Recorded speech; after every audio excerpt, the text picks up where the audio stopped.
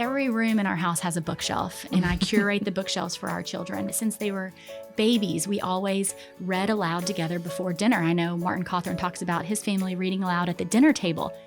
Welcome to the Homeschool Journal, a show that unpacks the joys and journeys of the classical homeschool family. Here's your host, Carrie McVay.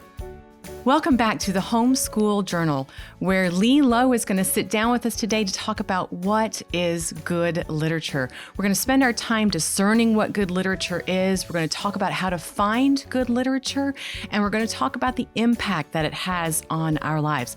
We'd love for you to like and to share this episode with friends and family, and to subscribe to our channel to show your support for what it is we want to do here on the Homeschool Journal. It's great to have you with us. Let's hop into our show. Leigh, welcome today.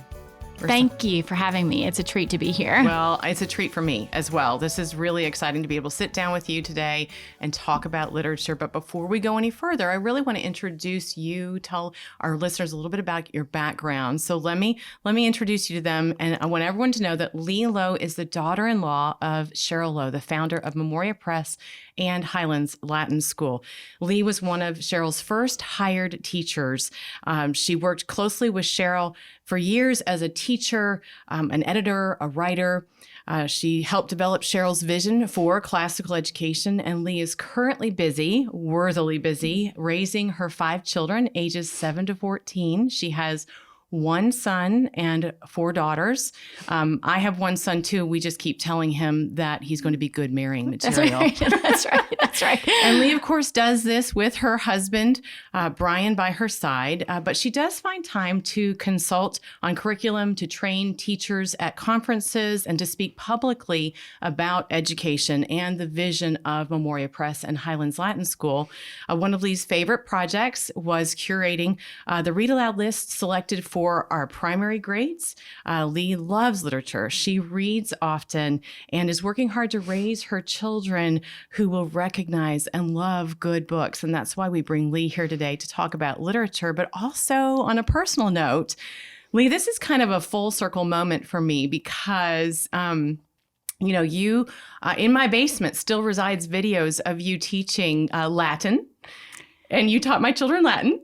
I did teach Latin on some videos, so I know that I've been in a lot of living rooms around the country, and that's a real honor. It humbles me. Yes, and my videos date back to like 2004, 2005, and that was prior to children for you. It was. That's exactly right. And so I'm always thrilled when people recognize me from those videos from long ago, pre-children. So you look the same. Well, that's a very, very generous thing to say. Thank you. Well, it dates me because, your oldest and my youngest are in class together. That's right. So, but that's very special. But that's why it's special for me today to bring you in here, not to talk about Latin, although we could, but we've done that here on the podcast. So we're going to talk about literature. Great. And so the question for today is, what is good literature? And in asking that question, I want to recognize that the word good, it's kind of ambiguous. And so it's open to interpretation.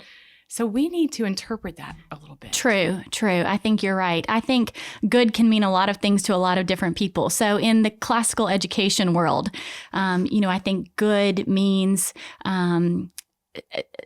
something weighty. I think good means there's a moral component. I think good means that it drives us to virtue. And I think that good means that there's an eternal quality to it. I think that it means that we're dealing with good authors. We're dealing with wise people who have something to teach us. So I think good is, when we think of it in classical education, we need to think of good literature as good in terms of one of the transcendentals, good, true, and beautiful, not simply entertaining as the world might view something that is good, something that is,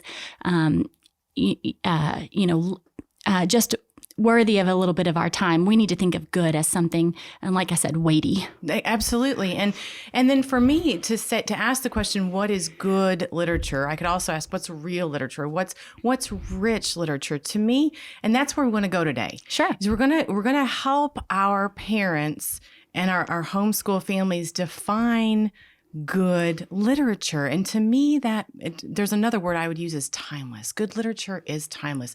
It spans across ages and time and stages as well, because I think that good literature, an adult could pick up an old children's book and still have a great appreciation for that beautiful work of literature, even though it was written for children. So this timeless quality, let's put some tangible legs on this for our families so that they can explain to their children. Sure. Maybe not now, but maybe down the road. Sure. To their families, Sure. to those who aren't maybe classically homeschooling, what is good literature. So I'm Sure. going to ask for your help with this. Sure. I think so. I think that good literature, like you said, is eternal. So it speaks across the ages. It talks about things that are perennial to man. We talk about the trials and triumphs of man.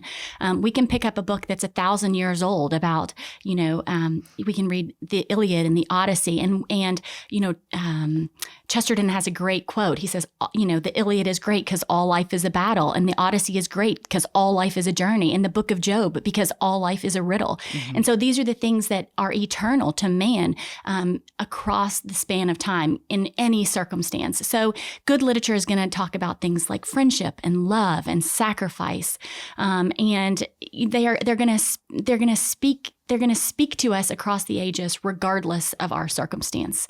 And so, I think you're right, being eternal. And that's one of the things about great literature that I think is important to people, because I think people are sometimes put off by classic literature because they think it might be intimidating, it won't be relatable. But really, the response to that, the antidote to that is do it, read it, and you will see, how telling, how beautiful it is, and how relatable it truly is, because it's about mankind. So what does it do so good literature, I think you said it can move people. That's right. Right? That's right. And how many times have we, I hope many, closed a book and just had that deep feeling of satisfaction. Right. Personally, I have had the experience where I close a book and I have held it to my chest just for that moment of gratefulness and appreciation in the experience that I just completed. That's right. And that's right. one of the things that we want good literature to do for us. That's and right. I have one of my children will read and reread and reread again her favorite books. And she did it just this Christmas home from college. Right. I find her in her room. What are you doing? You've read that book 3 times? I know, but it's so good. Right. That is a beautiful quality of good literature. Right. You're exactly right. I think one of the things that is important, as you said, good literature does move us. And I don't mean that it's just emotionally moving, although it can be and should be, but it really moves us to action. I mean, I think that when we read things and we see courageous action, we want to be courageous. We want the world to test us, to test our courage. Yes. When we see sacrificial love, we want to demonstrate that sacrificial love. I mean, as you said, there are a lot of times that I do the same thing. I'll hold a book, or, you close the pages and you tell someone you love them that you maybe have neglected to do and need to do, or you've apologized to someone, or, you have done something bold that needed to be done. And so I think, that's an important quality about a good book, is that it does move us, and it moves us to action, and which is why it's especially important to choose good books, because if we are being moved, we want to be moved in the right direction.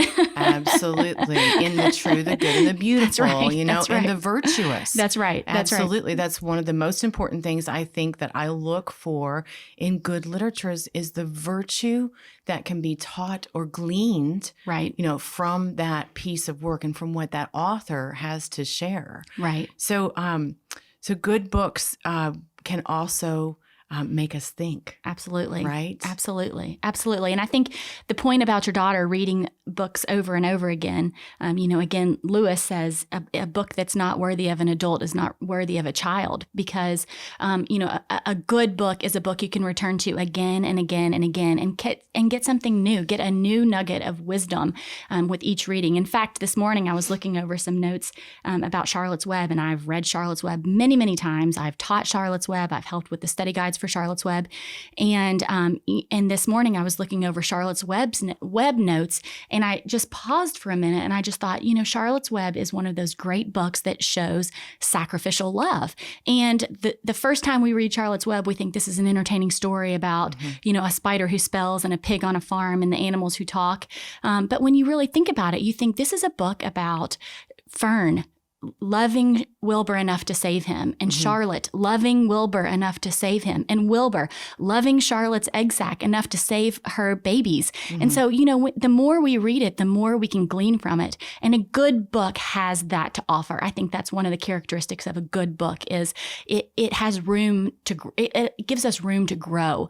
We can think about a book over and over again because it has a lot of wisdom within its pages. Right. And then, but I love the fact that you drew out Charlotte's Web. That book makes me cry. It still makes me cry.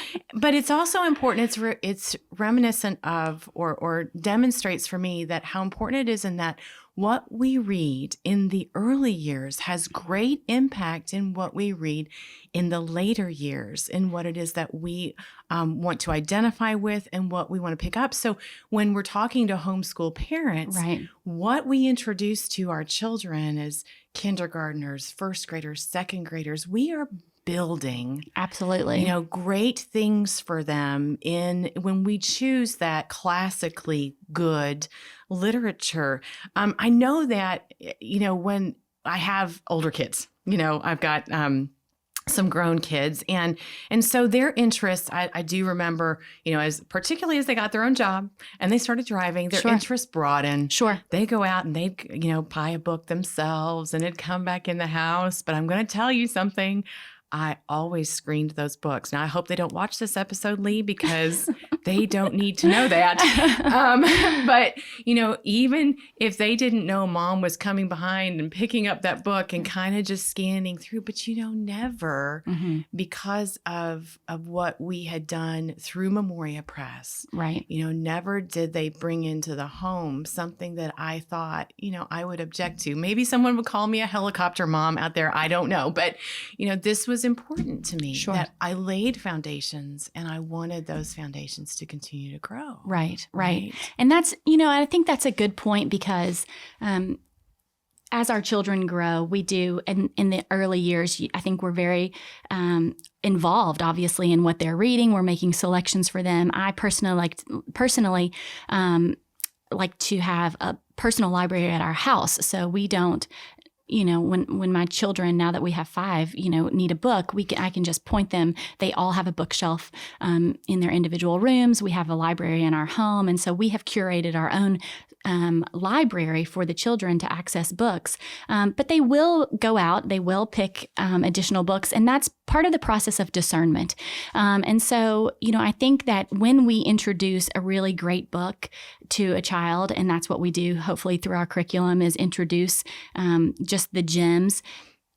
Every single book that they read won't be a gem, but that's part of the process of discernment, being able to distinguish between the good books and the books that are not quite so good. And so that doesn't mean that a book that is not a great book is a dangerous book necessarily, but reading broadly does help, I think, a child recognize what is good, as long as we're providing them those exemplary examples. Right. The exemplary examples. It's okay. We're providing those, okay. providing those examples, of the truly, truly great books. So talk a little bit about books on fantasy. Why would we want to read Sure. some of these books on fantasy? And then, sometimes in early years, you come across maybe some scary themes. Sure. And that you might think as a parent, oh, we need to shy away from it. I'm going to tell you a book that always scares the living tar out of me. I know that's a Kentucky term, right? Sure. Is Hansel and Gretel. I mean, you know. Right. Some of the fairy tales, right, are kind of scary. So let's talk about these fairy tales, these fantasy books, and what they can do for our growing children. Sure. Well, you know, I reference Lewis and Tolkien and Chesterton a lot because this is sort of their wheelhouse in terms of literature. And Tolkien says, you know, of the Pegasus, horses are ennobled. You know, when you introduce the Pegasus, horses are ennobled. So fantasy literature done well really makes us appreciate what is ordinary. You know,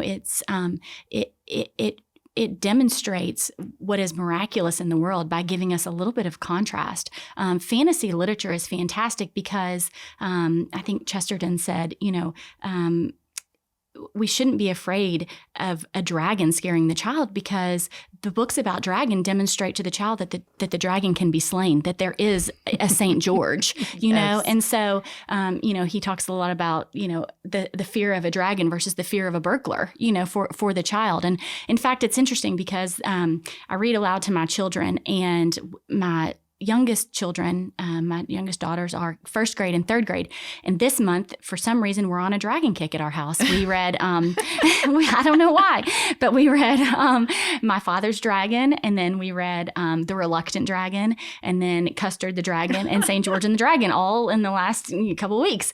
And my first grader, I thought, you know, I wonder if, first of all, if The Reluctant Dragon is going to be a little too mature for her. The language is, you know, a little archaic, and the story is an upside down story in a way in that the dragon is not necessarily scary. And I wondered about St. George and the dragon, if the dragon would scare her. But you know, she just skimmed right through it. And I asked her, you know, why do you think, you know, let's talk about these stories and talk about the contrast of these dragons. And I said, why do you think The Reluctant Dragon might be a funny story? And she said, because that dragon likes to meditate. And usually dragons have fire in their noses, and that dragon didn't want to do that. So she didn't get all of the language, but she understood. She understood that, you know, the dragon. And I said, why do you think that St. George is, you know, going to slay this dragon? And she said, because that dragon represents the bad things. That dragon wants to do bad things to people, so he has to get rid of the bad things. Beautiful. So, you know, even young children, it's not that she's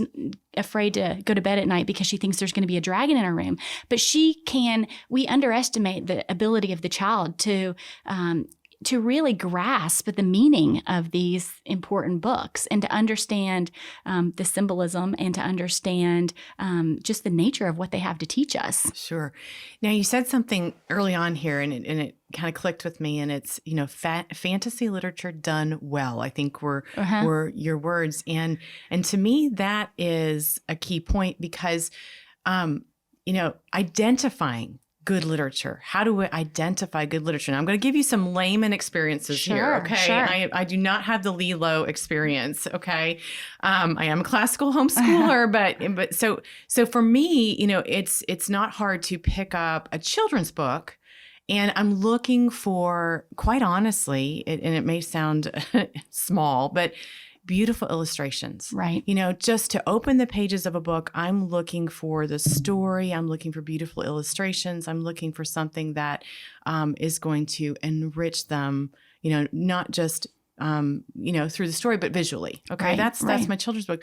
But then teens get a little bit harder. Right. To identify things. And I often have talked to my kids about, not that they don't read some of these fantasy books that, quite frankly, I think are written for movies more than they're written for literature, right? Right. And to identify those things. So how do we kind of work that out when we're standing in a bookstore with our kids, you know, right, in identifying these two different age areas? Right. Well, I do think it's easier to identify quality picture books. Because obviously they're shorter, you can pick them up and kind of glance at them and read them quickly. And, you know, I think you're right. I think you want to look for beautiful illustrations. You just want to look for goodness as a whole. You want to look for quality language. You want to look for, I always like to look for polite communication. That's something that has so always important. I been didn't think about that. something that's really important to me. Even when the children, were young and wanted to watch cartoons, I really paid attention to how characters spoke to each other, because I wanted, polite discourse to be modeled. And the good thing about, the picture books and the books for younger children is that those authors are often very prolific. So you can find an author that you like, Bill Peet or Virginia Lee Burton, and usually they have a lot of books that they have produced, and they're generally all excellent. So it's easy. I think it's easier in the younger grades, I think, to just to follow authors, and you end up with quite a resource. But that's also a good trick for older students as well. For my older kids, it is harder, particularly with my son. I can't pre-read everything anymore. Mm-hmm. So I have good friends who have boys a step ahead of me, and I'll whose opinions I trust, and I'll ask them. I'll ask their children, and there are some resources. Martin Cawthorn has some great book lists. There's a book list, John Senior, which is the 1,000 good books, which are preparatory for the maybe fewer 100 great books.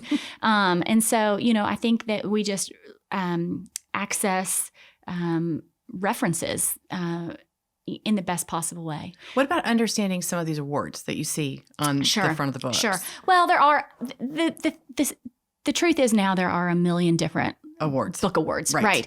So I'd say that the Caldecott Award was actually sort of an offshoot of the Newbery Award.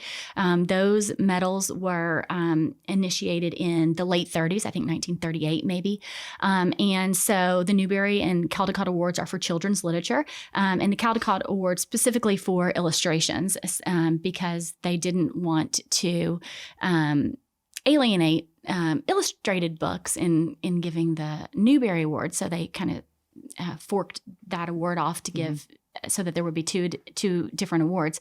The Caldecott Award, if you look at I often look at those book lists, and if you look at the winners for those, there are a number of books in our curriculum on the Caldecott Awards. Sure. And so it's interesting. I like to look at those and see that, a lot of our books are from the 30s and the 40s. And so I'll look at those authors, and then I'll look at maybe the runners-up or the honorable mentions, and sort of, find a book that you like from one of those lists, and then dig around that selection. Sure. To be honest, I don't quite know as many of the more modern Newbery books. I haven't read all of those necessarily. I'm kind of living in the classical world.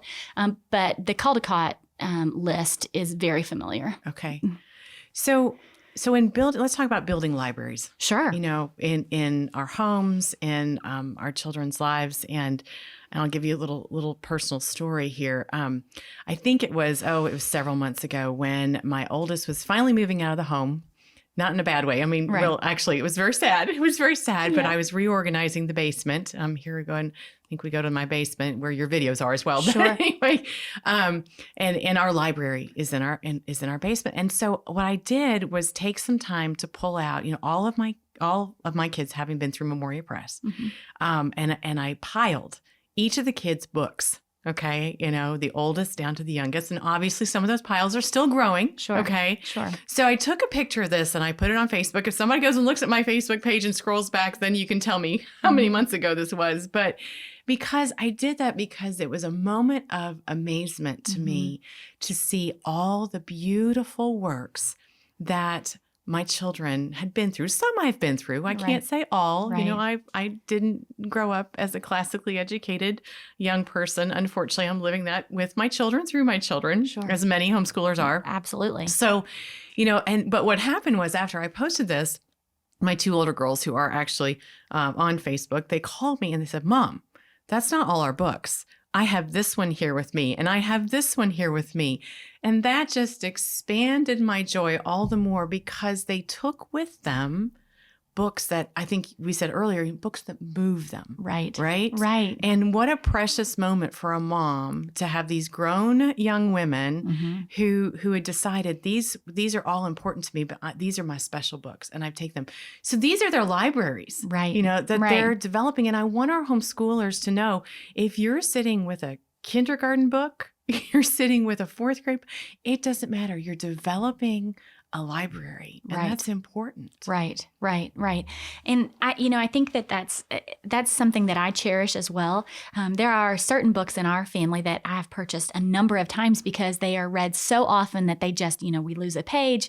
The cover comes off. They're so dog-eared that, they become unusable. And so those are the precious books. And those are the books that, even my 13 and 14-year-old, my daughter about to be 13, I'll be reading to the younger kids, and she'll come in and say, "Oh, I love that book. Can I sit and listen with you?" And and it's just they're just nostalgic. They make us remember happy times in our family. So I think building those libraries it is special because we remember special things about all of those books. And it just made me think. I wrote an article in the Memoria. In the classical teacher from Memoria Press about bookmarking. And, that's one of my favorite things. When my mother-in-law passed away, my father-in-law gave me her books. And it was the most, I cherish that gift. It was one of the most endearing gifts I've ever received because it was a piece of her. I mean, the books that she selected, the books that she kept, they told her life story. And so just having a bookshelf full of her books, it keeps her with us. It keeps her with us, not to mention the fact that she marked in her books. And so I have literally her notes and her comments and her thoughts and, how that book moved her and what words were special to her. I'm going to chuckle because I'm so glad you brought that up because I brought you, I brought you something I wanted you to see because your article is something I have done. I read it. Sure. And that was months ago. Yeah, I can't remember. But look, this is my book right now. It has a rubber band around it. And, it has my highlighter and my pencil. Right. And that's something you jumped ahead. I wanted to talk about the bookmarking because it becomes a piece of me. Right. And now you have pieces of Cheryl, right. Handed down to your family and how beautiful that is. But how much more we can get out of a book. Absolutely. When we, I want to say digest it in this way, when we stay in it. That's right. And take the time to notate our thoughts, to highlight the things that are most important to us. And then when we go back through it, pray that we do, that Sure. it has had that impact on us, we have those original thoughts. Right. That right. we can reference Absolutely. and hold again in our hearts. Absolutely. I talk a little bit about, people say, well, there are so many options for reading these days. You can do Audible, and is that the same thing? Or, an audio book. Yes. And there are distinctions in how we read. I talk often about completing a book versus comprehending a book versus contemplating a book. And so I think that we need to be honest about how we're going to approach a book, and not every single book deserves our full contemplation. I mean, there is benefit to broad reading. And so we definitely listen to audiobooks in our house. We listen in the car. We'll listen while we're doing something else, like maybe doing a puzzle or coloring, something where it's, where I call that passive. So we're hearing the book, we're getting the story. Maybe it's a book we've already read once, or maybe it's a book that we're pre-reading that we will study later, or maybe it's just a book that's entertaining that we want just to fill out our literary experience. Then we can also read books for completion. And that's something we explain a lot to our parents. Why do you only read 3 or 4 books a year when you have the capability or the opportunity to read 10? And we'll say, because there's a difference between completing a book and contemplating a book. Okay. And then, so you can complete a book, check, I've done it. You can comprehend a book, understand what has been said, or you can contemplate it, which is what you were speaking about. Right. Pen in hand, thinking about the words, marking passages that move you, noting beautiful language, connecting with previous books that you've read. And that's really, I think, where I think contemplating books is what breeds lovers of literature. Right. I was going to say, I think that's readers. Right. I mean, I think that's, that's exactly right. I think, right. Because it's like a prize. When I make a connection in a book, I feel like I've won a race. I feel like I've won a prize when I can see a theme, or when I can see a connection, or when I can discern that this author obviously read this author or obviously read this book, and I can see the influences of the books and the experience of the author, it feels like a prize. It's like a game. And so I think that really thinking deeply about our books enriches the experience to the extent that it does breed true lovers of literature. Right. So I also think that, literature has an impact on the whole family. Sure. And a perfect example of that is your involvement in writing our read aloud lists. Read alouds are very important in that I think in some of those lists, what they're doing is they're pulling children forward in their education. Mm-hmm. They're not holding them back. Right. They're pulling them forward. Right. And I'll often encourage our homeschool families to take those moments with read alouds, whether they're from our list or something else, Sure. And snuggle up on a couch. Sure. And make it a multi-generational event or moment. If you've got a second grader, a fifth grader, a seventh grader, enjoy each other's books. Maybe let that fifth grader read to the first grader while you're there, while you're there with them. Right. But it has the opportunity to impact the entire family, this good and rich and beautiful literature. So that's in our homes. Right. So how does that work in your home? Right. Well, I do think that we all, reading is a priority in our home. And I call it a family value. We read together. I build it into the structure of our routines. So on Monday mornings, we gather for prayers and we read religious materials. Every room in our house has a bookshelf, and I curate the bookshelves for our children. We read aloud together. Since they were babies, we always read aloud together before dinner. I know Martin Cawthorn talks about his family reading aloud at the dinner table. And so it's just a routine that we have put into our family life. We prioritize books over other things, over technology and, things like that. Mm-hmm. And part of it is, I think it has to be modeled. My husband and I are readers. Mm-hmm. And so I try, if the children, if I'm off doing something on my own, I like for them to find me reading. So, right. I want, and I like them to see books on my bookshelf. I'm also taking, classes with Memoria College. So I'm studying hard books too. And so, I think that modeling a love of literature is important for families. And, the beauty of literature is that it can be, Ben Sass says we can be all alone together. We can join the great conversation and be all together alone. We can read aloud as a family. We can, it really accommodates, individuality and community all in one. So I think it's important, and we join a community when we read a book. I think that's a significant thing for people to understand is when we read a book, we have a whole new body of acquaintances, mm-hmm. And which is why the classics are great, because we can all be friends with Toad, and we can all just love Wilbur, and all together we can appreciate these characters who are now part of our lives. So I love, what you said about modeling. I don't know that I have been the best at it, but I can say this in a practical term. I'm going to talk mom terms here in a minute. Sure. I don't like big purses, but my purses have to be big enough to fit a book. Absolutely. Sure. And everything else that a mom needs, Sure. But that's, what I think my children have seen. I'm either carrying around, quite honestly, sometimes it's the classical teacher, mm-hmm. and it's even got its own highlighter. Right. It's ready to go. Right. Or, that book is going to fit into the purse and end up somewhere in the car, because at some point in time, I'm waiting for somebody to get done at a practice. Sure. Absolutely. Like There's always a book in my car too, right? That's right. So, finally, I just want to touch on, the world around us out there as parents, as homeschool families, as classical educators is, to me, some of it's just melting. And you read about this book is banned here and this book can't be read here, and it's not appropriate for this reason and not appropriate for that reason. And I want to leave our parents with encouragement to stay the course. to read the hard books, to read the books that move them, Right. like you've said, to read the books that make us think, Right. to read the books that bring us into real life, that make us really experience. Right.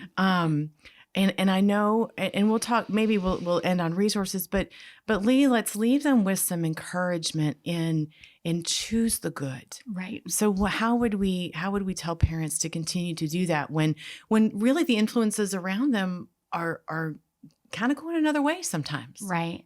Well, I think I have 2 points here. The first is that, as homeschooling mothers, as parents with busy lives, it's hard to, sometimes it's hard to prioritize, picking up Shakespeare as opposed to doing the load of dishes in the dishwasher, amen. Oh my goodness. So I think you just have to recognize your circumstances. And so honestly, when my children were all younger, I had 5 children in 7 years, and I was too exhausted. I did not pick up Dante at 10 o'clock at night when I got in bed finally. And so, I had to recognize that at that stage of life, what I could do was sit on my couch with my children and really pick great picture books because I was reading to them. And so, one of the best pieces of advice, I also married into Latin, and I didn't have a formal classical education growing up. And the best advice my mother-in-law, Cheryl Lowe, gave me was start at the beginning. Start at the beginning.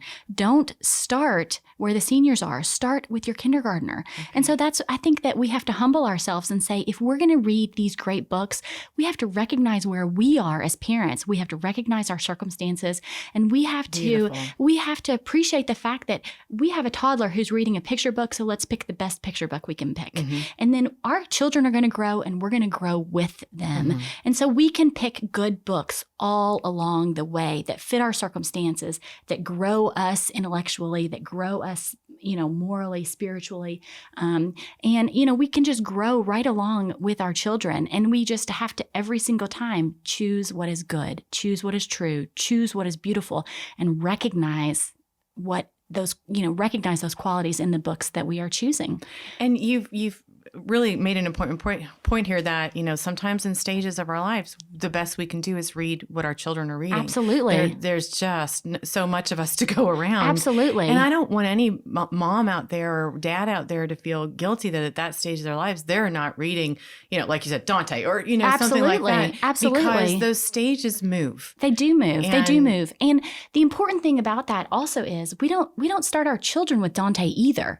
Right. I mean, we don't, so our children have to have those stepping stones, as do we. I mean, we have to recognize, that we need those influences. We need to learn how to mark a book, and we need to recognize, the goodness and the truth and the beauty in a 3rd grade book. We can't even read the Iliad and the Odyssey without understanding, Greek myths well. So, right. Really we have to recognize that there are stages to these, and the classic books are they're the tools that the great authors use. And so we have to have those references. We have to know what they're talking about to enrich the books that we choose and to enrich the classics, because, it's a community of great authors who are all, sharing their wisdom with each other. And so we have to very conscientiously step, along so that that those books are accessible to us. So I think, reading along with your children is really the best place to start.